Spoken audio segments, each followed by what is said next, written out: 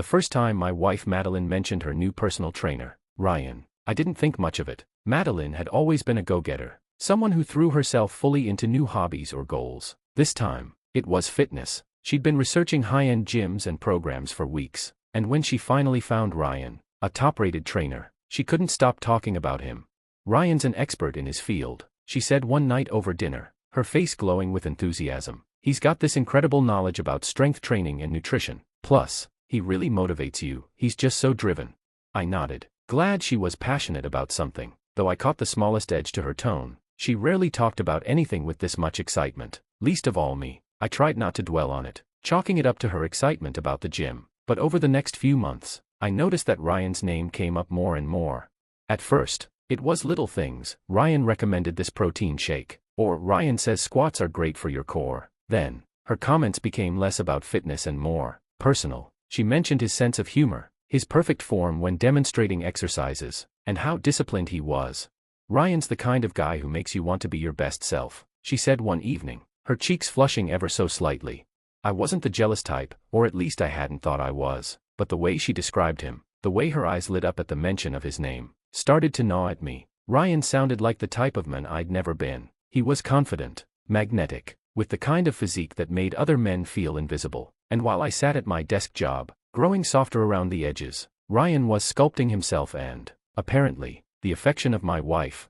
Things came to a head one Friday evening. Madeline came home from the gym, her face glowing, her ponytail slightly messy from her workout. She kissed me on the cheek, a distracted, almost perfunctory gesture, and sat across from me at the kitchen table. I need to talk to you about something, she said, her voice steady but tinged with apprehension.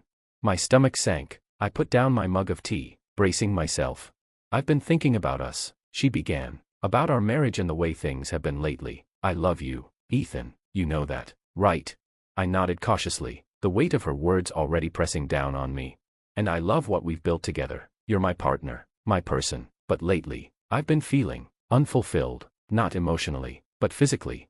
Her words hit me like a punch to the gut. I opened my mouth to respond, but she held up a hand. Please, let me finish, she said. I nodded again, swallowing hard. Ryan, my trainer, he and I have been talking, not about anything romantic, just about needs, and he offered me something, an opportunity. She paused, searching for the right words. What kind of opportunity? I asked, my voice tight. Her eyes softened, her expression almost pleading. He offered to be intimate with me, just once, no strings attached, no emotions, just a physical connection. I stared at her, utterly speechless. I know how this sounds, she said quickly, and I know it's a lot to ask, but I've been so disconnected from that side of myself for so long. It's not about love, it's just sex. One time, I'd never lie to you about this, Ethan. That's why I'm asking for your permission. I sat back, my mind racing. Madeline, my wife, the woman I thought I knew, was sitting across from me, calmly asking for my blessing to sleep with another man. Not just any man, but Ryan, the perfect Adonis who made me feel inadequate every time she mentioned his name. It wouldn't change how I feel about you, she continued, as if that made it better. I love you, Ethan. You're the man I want to grow old with, but I need this for me. I couldn't respond. My throat felt tight, my palms clammy. I wanted to scream at her, to demand how she could possibly think this was okay. But part of me, the part that still wanted to salvage what we had, was too stunned to form words. I'll give you time to think about it, she said, standing up. I just needed to be honest with you. She kissed the top of my head before retreating upstairs, leaving me alone with my thoughts. I sat there for hours, replaying the conversation in my head. The anger came first, a white-hot rage that made me want to storm upstairs and demand she pack her things. But then, a darker emotion crept in, shame. Shame that she no longer found me enough. Shame that, deep down, I wasn't enough for her anymore. And that's when it hit me. Maybe I didn't need to fight for her. Maybe I didn't want a wife who could look me in the eye and ask for something so humiliating. But I didn't tell her that, not yet. The next morning, I awoke to the sound of Madeline humming softly in the kitchen. It was jarring, after last night's conversation. She had the nerve to act like everything was normal, as if she hadn't completely shattered the foundation of our marriage. I lingered in bed for a few extra minutes, hoping the anger simmering inside me would cool, but it didn't. It only deepened, swirling with a mix of humiliation and betrayal. By the time I came downstairs, she was standing by the counter, sipping coffee, her face serene. Good morning, she said, as if last night's bombshell hadn't happened. I nodded stiffly and poured myself a cup. My hand shook as I added sugar, but I refused to let her see it. Have you thought about what I said? She asked gently, her tone infuriatingly calm.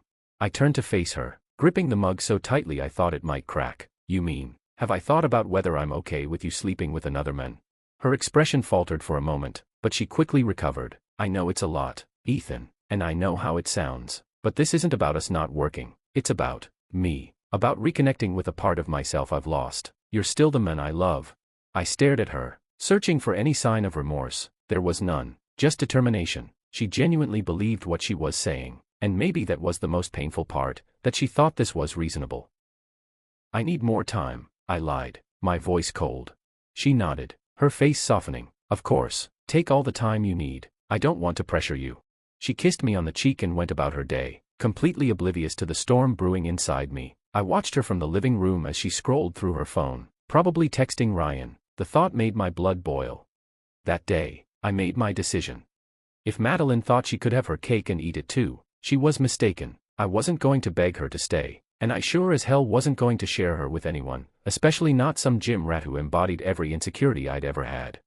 But I wasn't going to yell or fight. No, that would be too easy. Instead, I'd wait. I'd let her think I was considering her absurd request. And when the moment came, I'd make sure she realized just how much of a mistake she'd made. Over the next few days, I played the role of the contemplative, supportive husband. I asked her questions, what exactly she wanted from this, why she thought it was necessary, and what it would mean for us moving forward. Each time, she reassured me with her now familiar mantra. It's just sex, Ethan, it's not love. The more she said it, the more detached I felt. The Madeline I knew, the woman who once couldn't imagine hurting me, was gone. And in her place was someone I didn't recognize, someone I didn't want to be married to anymore.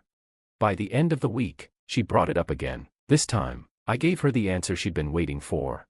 Okay, I said one evening, after dinner. I could barely believe the word had left my mouth. Her eyes lit up with relief, and she reached for my hand. Thank you for understanding, Ethan. I know this isn't easy, but it means so much to me that you trust me. I smiled weakly, playing the part. I just want you to be happy, I said, the words burning in my throat. She hugged me tightly, whispering, I love you, as if her love absolved her of everything. When she told me the following week that Ryan had agreed to meet her at his place, I pretended to be unfazed. Do what you need to do, I said, barely looking up from my laptop. But inside, I was already planning my next move.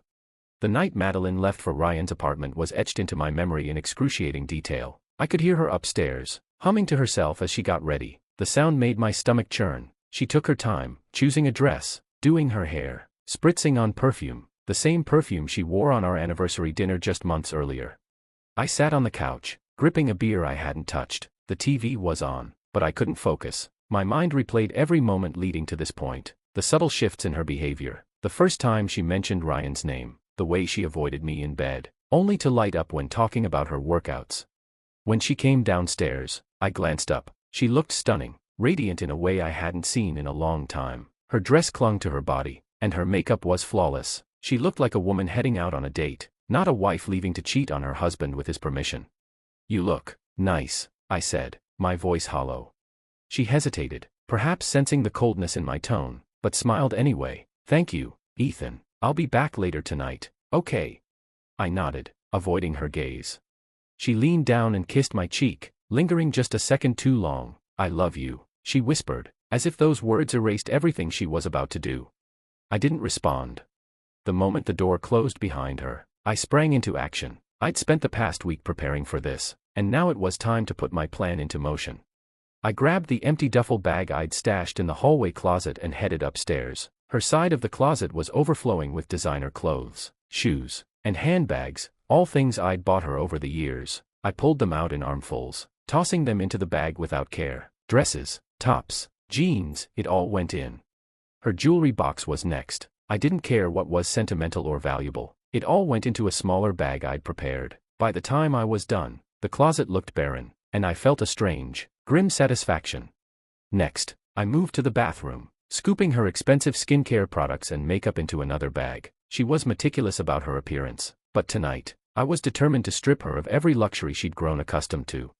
By the time I was finished, I had 3 full bags of her belongings. I carried them downstairs, one by one, and dragged them outside. The garbage cans were waiting at the curb for pickup the next morning. I opened the lids and dumped everything inside. Her designer dresses, her jewelry, even the sentimental keepsakes she'd insisted on keeping. I went back inside and poured myself a whiskey. I didn't bother cleaning up the mess I'd made upstairs. I wanted her to see the destruction when she came home. And then, I waited. Hours passed, and with every tick of the clock, my anger simmered into something colder, more calculated. I didn't cry, I didn't waver, I just sat there, staring at the door, imagining the look on her face when she walked in. At 11:47 p.m., the doorknob turned. Madeline stepped inside, looking disheveled but glowing, as if she'd just come from the most exhilarating experience of her life. She froze when she saw me sitting in the dark, my glass of whiskey resting on the arm of the chair. "Ethan," she said, startled, "you're still up?" I didn't respond immediately. I let the silence hang in the air, suffocating and heavy. "How was Ryan?" I asked finally, my voice flat. Her eyes darted to the floor. "It was fine. Are you okay?" I stood, setting the empty glass on the table. Why wouldn't I be? After all, you got exactly what you wanted, didn't you? She took a step toward me, her face softening. "Ethan, Stop," I said, holding up a hand. "Don't. Whatever excuse or explanation you're about to give me, save it. I don't want to hear it." She stared at me, confusion giving way to panic. "What's going on?" I gestured toward the stairs. "Go take a look. See for yourself." Madeline hesitated, then made her way upstairs. I heard her gasp the moment she stepped into our bedroom. "Ethan," she yelled, her voice high-pitched and frantic. I followed her upstairs, leaning casually against the doorframe as she spun around, taking in the empty closet and the chaos I'd left behind. "What did you do?" she demanded, her eyes wide with disbelief. "I packed your things," I said calmly. "Most of them are in the trash outside. The rest you can take with you when you leave." Her jaw dropped. "You can't be serious." "Oh, I'm dead serious," I replied. "You wanted Ryan, didn't you? Well, now you have him. Congratulations, but you don't get to have me, too." Her face crumpled, and for a brief moment, I thought she might cry, but instead, she glared at me, her expression twisting into something ugly. "You're overreacting," she said. "This was supposed to bring us closer, Ethan, I told you." I cut her off with a bitter laugh. "Closer? You thought screwing another man would bring us closer? God, you really are delusional." Madeline's lip trembled, but she didn't say anything. "I want a divorce," I said firmly, "and don't bother begging or making excuses. This is over, Madeline. You made your choice, and now I'm making mine." Madeline stood frozen in our bedroom, her lips parted slightly as if she wanted to say something but couldn't find the words. For a moment, I thought she might actually drop her defiant stance and beg me to reconsider. Instead, her anger flared. "This is ridiculous, Ethan," she snapped, her voice laced with venom. "You're blowing this way out of proportion." I crossed my arms, leaning against the doorframe. "Am I? Because I'm pretty sure most men wouldn't react kindly to their wife asking permission to sleep with another man, let alone actually going through with it." She scoffed, throwing her hands up. "It wasn't about him. It was about me trying to feel alive again, to fix what's been missing. I thought you'd understand." "That's where you're wrong," I said, my voice ice cold. "I don't understand, and I don't care anymore. I told you I loved you, supported you, even when things got hard between us. But this was your solution. You destroyed us, Madeline." Her face crumpled, and this time, I saw genuine fear. "I didn't destroy us, Ethan. We can fix this. We can go to counseling. I'll never see Ryan again, I promise." I laughed bitterly, shaking my head. "Now you want counseling. Now you're willing to make promises. Where was this energy when you were sitting across from me, asking for my blessing to cheat? You didn't care how I felt then, did you?" Her shoulders slumped, and her defiance seemed to drain out of her. I thought you were okay with it," she whispered. I shook my head, disgusted. "You thought wrong." We stood in silence, the weight of her actions, and my response, settling over us. Finally, I turned and headed downstairs, leaving her to deal with the empty closet and the mess I'd created. I didn't care if she cried, raged, or begged. I was done. I went to the kitchen and poured another whiskey, letting the burn of the alcohol dull the edges of my anger. For the first time in a long time, I felt strangely calm. The decision had been made. There was no going back now. Madeline eventually came downstairs, her steps hesitant. She stood in the doorway, her face pale, her eyes rimmed red. "Where am I supposed to go?" she asked softly. I didn't look at her. "That's not my problem, Madeline. Maybe Ryan has a spare room." Her face twisted, and for a moment, I thought she might lash out again. but instead, she exhaled shakily and nodded. Fine, I'll pack what's left and leave tonight. Good, I said, still not meeting her gaze. She hovered in the doorway for a moment longer, as if waiting for me to say something, anything, to indicate I might still care, but I didn't. She was dead to me now. As she moved around the house, gathering what little I hadn't already thrown out, I pulled up my lawyer's contact information. I sent a quick message, asking to schedule a meeting as soon as possible. The sooner I could make this official, the better. By the time Madeline came back downstairs with a hastily packed suitcase, it was nearly midnight. She paused by the front door, looking at me one last time. Ethan, she began, her voice trembling. Don't, I said sharply, cutting her off. There's nothing left to say. She swallowed hard, then nodded. Without another word, she opened the door and stepped outside. I watched her silhouette disappear into the night, and when the door clicked shut behind her, I felt an odd mixture of relief and emptiness. I didn't sleep that night. Instead, I sat in the quiet of the house, sipping whiskey and staring into the darkness. Memories of our marriage flashed through my mind, the good times, the laughter, the moments I thought we were invincible, but those memories felt distant now, as if they belonged to someone else's life. By dawn, I'd made another decision. This wasn't just about ending the marriage. I wanted her to feel the same pain, the same humiliation, that she had inflicted on me. I didn't know how yet, but I knew revenge was the only way I'd ever truly feel whole again. The days following Madeline's departure were strangely quiet. She hadn't tried to contact me, no calls, no texts, nothing. At first, I thought she might be giving me space, but as the silence stretched on, I realized she was likely avoiding the confrontation altogether. Maybe she thought I'd calmed down, maybe she was waiting for me to come crawling back. She didn't know me as well as she thought. While she stayed silent, I got to work. I wasn't the type to lash out recklessly. I wanted my revenge to be deliberate, calculated. If Madeline thought she could walk away from this unscathed, she was in for a rude awakening. First, I called my lawyer. Divorce papers were drafted within days, airtight and unforgiving. I wanted everything I could legally take, the house, the savings, even the dog, Cooper, who had been more loyal to me than she ever was.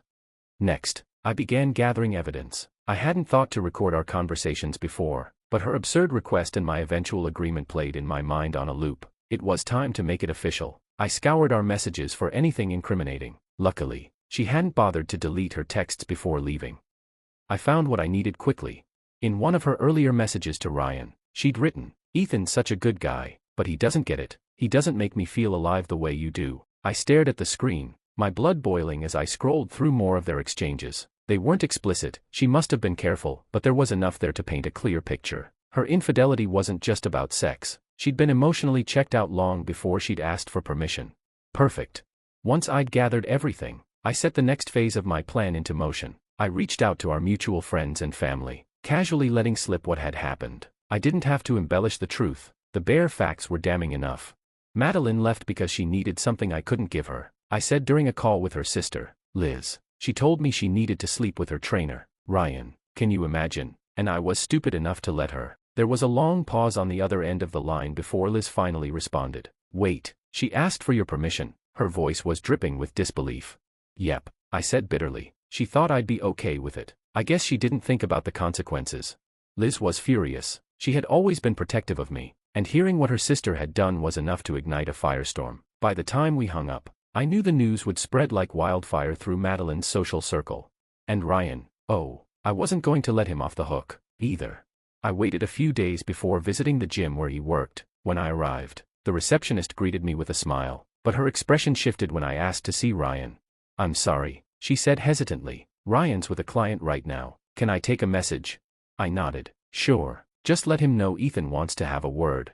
The name must have rung a bell because her smile faltered. I'll let him know. When Ryan finally appeared, he looked exactly as I'd imagined, tall, muscular, with an air of smugness that made my skin crawl. He approached me cautiously, his confidence wavering when he saw the expression on my face. What's up, man? I didn't bother with small talk. I know about you and my wife. Don't bother denying it. She admitted everything, and I want you to know something. This doesn't end here. You think you can just wreck someone's marriage and walk away unscathed? Think again. Ryan paled, but he tried to maintain his composure. Look, I didn't force her to do anything. She came to me. I don't care how it started. Just know that everyone in this town is going to know exactly who you are and what you did. You're not just some innocent bystander in this. You're a homewrecker. I didn't give him a chance to respond. I turned and walked out. It wasn't over yet, but it was a start. Back at home, I finalized the last piece of my plan. I logged onto social media and wrote a carefully crafted post. Sometimes, love isn't enough. When your wife asks permission to sleep with another man, and you stupidly agree, you realize the marriage is already over. Thanks to Ryan, her trainer, for helping her discover that. If anyone knows a good divorce lawyer, let me know. It took 3 days for Madeline to contact me after my social media post went viral. Her silence had been deafening, but when my phone finally buzzed late one evening, her name lit up the screen. I let it ring until it went to voicemail. Not 10 seconds later, it buzzed again. "What do you want, Madeline?" I said, my voice calm but detached.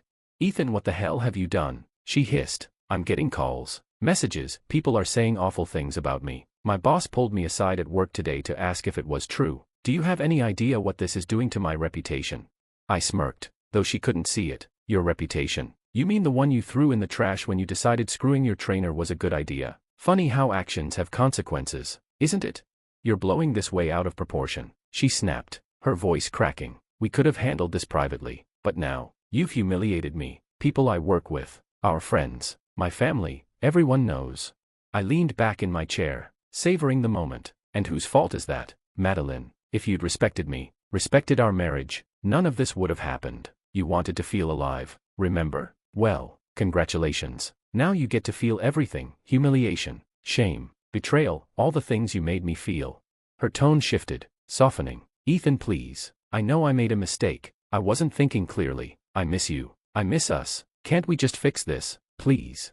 I laughed coldly. "Fix this? There's nothing to fix, Madeline. You destroyed it the moment you walked into Ryan's apartment." There was a long pause on the other end of the line, and for a brief moment, I thought she might hang up. Instead, she spoke again, her voice trembling. "So that's it? You're just going to ruin my life?" "No," I said, my voice calm but firm. "You ruined your life. I'm just making sure everyone else knows what kind of person you are. You'll get the divorce papers soon. Sign them and move on. That's the last favor I'll ever do for you." The divorce moved quickly after that. My lawyer had made sure of it, and with the evidence I'd gathered, I had the upper hand. Madeline tried to fight for a few concessions, mainly the house, but I wasn't budging. I got everything I wanted: the house, the savings, even Cooper. She left with her car, a suitcase, and a heap of regret. As for Ryan, the fallout was just as satisfying. Word spread fast in a town like ours, and it didn't take long for his client list to dwindle. Who wanted to work with a trainer who preyed on married women? He left the gym within weeks, disappearing from social media shortly after. I wish I could say I felt bad for him, but I didn't. He'd played his part in this mess, and now he was reaping the consequences.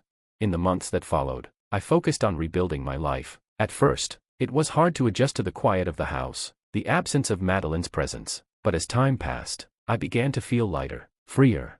I threw myself into work, started going out with friends more often, and even picked up a few new hobbies. Eventually, I started dating again, not seriously, but enough to remind myself that I was still worth something. One evening, months after the divorce was finalized, I received a text from Madeline. "I'm sorry for everything. I hope one day you can forgive me." I stared at the message for a long time before typing a response. "I already have, but forgiveness doesn't mean forgetting. Good luck, Madeline." And with that, I deleted her number and moved on. Revenge, I realized, had been satisfying in the moment, but the real victory was reclaiming my life. I was finally free, and for the first time in years, I felt whole again.